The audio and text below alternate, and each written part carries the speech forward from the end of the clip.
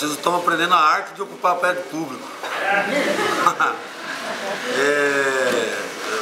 Eu recebi com muita felicidade a notícia que vocês estavam aqui já há alguns dias, nesse prédio, né, ocupado. Né? Então esse ato, ocupação, tem uma simbologia muito forte. Quando um coletivo de trabalhadores, trabalhadoras, militantes, independente do ramo que atua, resolve se organizar e fazer uma ação desse porte, é porque algo na consciência já está mudando. Né? Porque às vezes a gente se indigna com as coisas, a gente é indignado, indignado. Hoje já se viu um trabalhador morando na rua, estou indignado pela favela que foi despejada, estou indignado, indignação. Né? Precisa da ação. Né? E esse momento de vocês é o momento da ação. Então a gente recebe com muita felicidade, não é só o MST que ocupa prédio público e o sem teto, agora são vocês também. Então bem-vindo a alguns apelidos estranhos, baderneiro, né? Formador de quadrilha, bagunceiro, desocupado, vagabundo, marinado. Né? Já tinha? Isso é história. Tá certo. Então, mas a gente supera tudo isso, né? Porque a gente tem clareza de que é necessário, quando é necessário, chegar a esse tipo de ação, né? Então eu vim aqui com o principal objetivo de conversar depois com um coletivo de militantes de vocês que estão cuidando aí dessa responsabilidade que é a questão da segurança. Aí os companheiros pediram que eu pudesse fazer uma fala breve aqui mesmo, com o conjunto da companheirada. Né? Então, a gente parte militante do MST, né, há algum tempo. Né? Comecei a militar no MST no início de 95, né? E a minha atuação no MST sempre se deu por essa perspectiva da frente de massa, que é o setor que organiza as ações de ocupação do MST. Né? E a partir dessa experiência que depois eu vou aprofundar com a companheirada lá, que vão organizar a segurança aqui, né? Aliás, que já estão fazendo, me parece que estão fazendo muito bem, porque eu cheguei na portaria ali, foi tinha alguns critérios para entrar, né? Isso já é uma demonstração de que tem uma organização, né? Então, companheirada, eu bem rapidamente quero colocar duas coisas para vocês. Primeiro, nós estamos entrando num momento da luta, já faz, acho que nós fechamos o ano 2000, e abrimos pós-2002 num cenário um pouco estranho, que me parece que até hoje uma parte dos militantes da classe trabalhadora não entendeu. Né? E nesse sentido eu faço parte de um coletivo, de um pensamento dentro do MST que de certa forma tem, né, o MST como toda a organização tem suas divergências. Isso não há problema nenhum, deve ser tratado com maior tranquilidade. Né? Mas eu faço parte de um pensamento que entende que nós estamos num processo que precisa reorganizar o enfrentamento, não articular o consenso, entendeu? Então, nesse sentido, eu vou fazer uma fala aqui para colocar rapidamente um ponto, que é esse perigo, vamos dizer assim, que o pós-2002 abriu, que muitos militantes dos vários setores da classe trabalhadora têm aderido, e um segundo que uma parte que insatisfeita está tentando construir. Então nesses dois movimentos, o processo da eleição do Lula em 2002 e o avanço aí do segundo mandato e agora a sucessão da Dilma, né, criou várias confusões aí no conjunto dos movimentos sociais, dos instrumentos partidários a princípio da classe trabalhadora, de que esse governo era um governo de esquerda, né?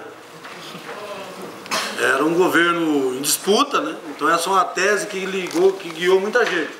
Um governo de disputa, né? Um governo dúbio, né? Que tinha setores da direita dentro do governo e setores da esquerda. Então, o que nós tínhamos que fazer era disputar o governo. Então muita gente foi guiada por isso, pela tese do dito acúmulo de força. A gente tem que acumular força para aproveitar esses anos de governo Lula, para acumular força, para criar as condições para para uma ruptura. E a base disso era o quê? Ter massa organizada, trabalhadores na rua, movimento social organizado, né? Criar a mínima estrutura necessária para não depender, diminuir a dependência do Estado, não é isso? Dessas parcerias, desses convênios, desses projetos, etc. E construir uma autonomia financeira que permitisse a gente não se atrelar, né? Porque, de certa forma, quando você não tem mudanças profundas, você tem as migalhas. Isso é compensação. Tem gente que está chamando de melhorismo social. Diz que melhorismo social não é compensação, né? Então a gente vai rebaixando nossa pauta. Quanto mais rebaixa, quanto mais você baixa, sabe o que acontece, né? O que vai aparecendo. Então, se vocês vierem aqui atrás de melhorismo social, vocês estão com um problema sério. Então tem uma grande parte dos movimentos sociais, e aí não quer dizer que é um ou outro, todo mundo é igual, dentro dos movimentos tem divergência nisso, né? Então uma parcela enorme que tem, em função dessa lógica do governo, optado por radicalizar esse melhorismo social. Então, o melhorismo social não é compensação, então nós temos que radicalizar o melhorismo social. E nesse sentido, compartilha com setores que na nossa avaliação estão subordinados à lógica do governo, né? E nisso eu coloco aqui sem nenhum problema para vocês, essa é a minha opinião, eu não tenho nenhum problema com isso. Nisso estão ligadas as principais centrais e os principais partidos, os maiores partidos políticos que representam, que dizem se representar a classe trabalhadora. É a lógica que eu chamei de consenso, né? É a lógica de pressionar o governo, mas não enfrentá-lo, né? E garantir que um certo avanço no melhorismo social. Então nisso soma a Força Sindical, Central Única dos Trabalhadores, né, CTB, Partido dos Trabalhadores, aí você pega aí fora os leques de amplitude aí, né, de aliança que o governo fez, com setores do PMDB, né, o PP, etc, etc, não preciso explicar para vocês, já estão vendo aí no dia a dia. Então tem nos movimentos sociais, inclusive no movimento, tem gente que adere a esse movimento, né, que na nossa avaliação é um movimento que vai se conformando como a esquerda que o capital quer, aquela que não ameaça. Ela parece grande, mas as suas reivindicações são extremamente ridículas, né? Não significa nada para o que realmente a classe trabalhadora precisa para melhorar as suas condições. Então vai ter aí provavelmente muitas manifestações, esses atos grandes que eles chamam, né? Aquele monte de bandeira, aqueles balãozão grande, é bonito de ver, né? Cada um que vai recebe uma diária de R$150 e etc e tal, né? E tem gente que está dizendo que isso é luta de classe, né? Então aqui vocês são livres para dizer, se vocês quiserem ir com esse pessoal, né? E parece que não, vocês ocuparam aqui é outra história, né? Quem quiser ir lá pode ir, não tem problema nenhum, mas saiba que essa é a esquerda que o capital gosta, é a esquerda pro capital.